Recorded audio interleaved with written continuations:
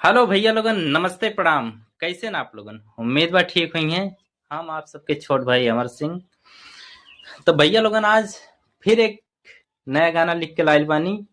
आशा बा कि आप लोगन के जरूर पसंद आई। तो वीडियो के पूरा देखा और गाना के मजा ला, ठीक बा?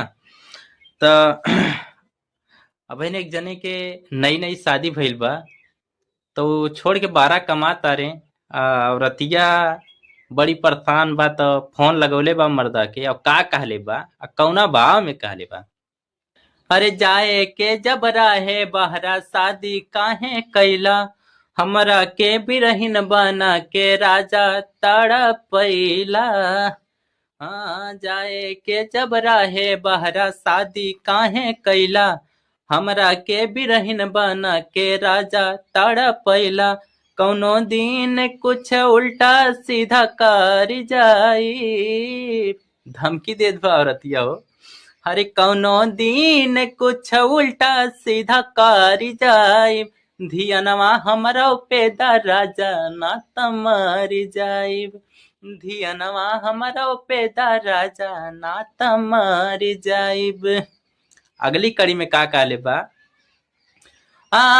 पैसे के भूख रहे काहे कैला सदिया, हथवा के छूटल नाही राजा जी हर दिया।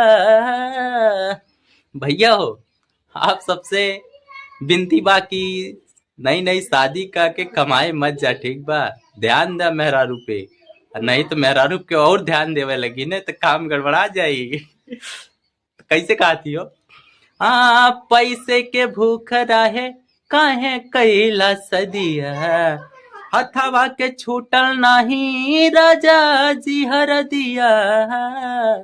हरे कौनो पोखरा में जाके उतर जाई, अरे कौनो पोखरा में कहियो उतर जाई, धियनवा हमरो पे दा राजा ना त मर जाइब।